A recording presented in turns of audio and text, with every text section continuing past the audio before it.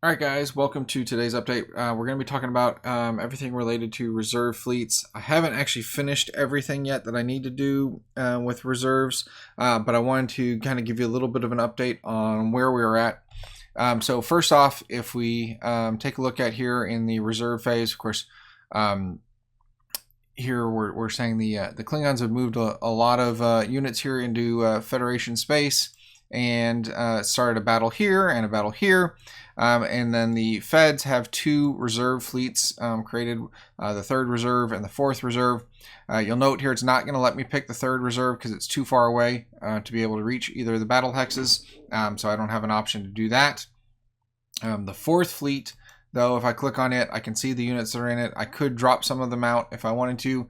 I'll go ahead and say I want to move, and it'll let me pick to moving to either of the battle hexes. And so you'll note here, in this case, this one, right, I can get there without going through any enemy units, so I have to pick that path.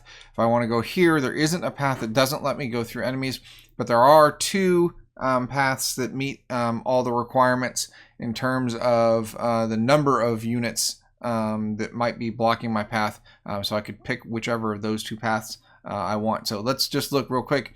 If I did pick this one, I can click on it, it'll go ahead and move it over. It'll realize that no more units can actually make moves, and now we move on into the combat phase and everything rolls as normal. But let's take a look at this again, and now we're in the exact same scenario again, but this time I want to move my reserves into this other battle hex. I'm just going to move this a little bit so you guys can see a little bit more of what's going on there. If I select my fourth reserve again and I say I want to move, but this time I do want to move to this other battle hex that's going to have to go through one of these two other hexes, I can select it. The system calculates for me then the different paths that are legal. In this case, there's two legal paths that both have the same number of enemy units and the same number of enemy hexes. I'm going through, and so now I can pick which one I want. It gives you a preview of what units you're going to encounter on that. In this case, they're both the same, so it really doesn't matter which one I pick, but I'll go ahead and say that we're going to take option 2 here. And now it's going to say, all right, well, now you've got to pin some of those units. And you can see here I have to pin at least 2. Obviously, in order to get through that hex. If there had been additional hexes with units, those would all be listed here as well. I can leave up to 5 behind if I wanted to. And of course, the rules don't allow you to leave the flagship when you're doing that. So here, if I grab one of these guys and I drop him in, I can see that it automatically moves him down there. So that's now a battle hex, and that one's blocked. I can go ahead and grab another one and move it in there as well. Now, if I did want to put some extra ones in there, I can, but you'll note now it's locked me because you're not allowed to drop more than half of your reserve fleet for that. So I've moved 3 of those destroyers into this. I have the rest of the reserve fleet that's going to move in, and so I can see that, yep, it moved in there. There's no more reserves available that can move. And now we roll into the combat phase. Combat with reserves now works basically the exact same as it was before. I have not implemented the rules yet that prevent a reserve fleet from withdrawing from combat, but that will be one of the things I'll be working on next.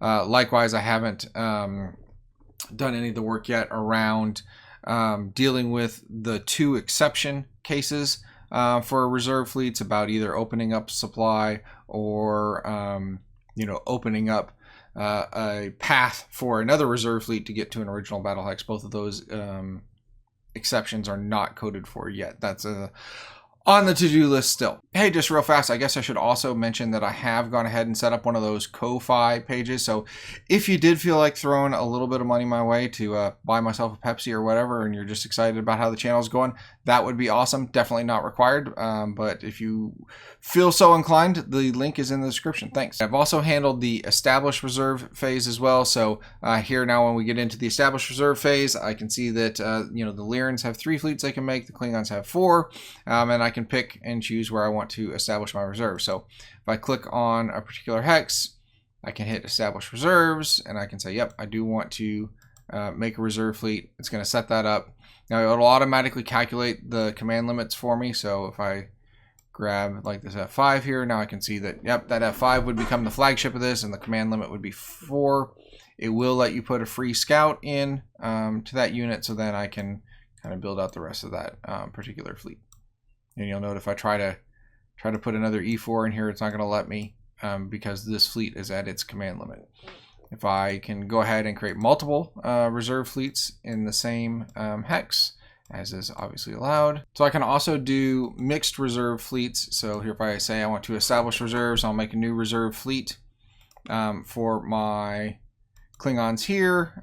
You know, I can grab a couple of Klingon units, and then I can put a Lyran into the fleet as well. Of course, it will also enforce that the flagship has to be from the owning empire. So here, it's the Lyran reserve fleet. I put these 2 destroyers in here.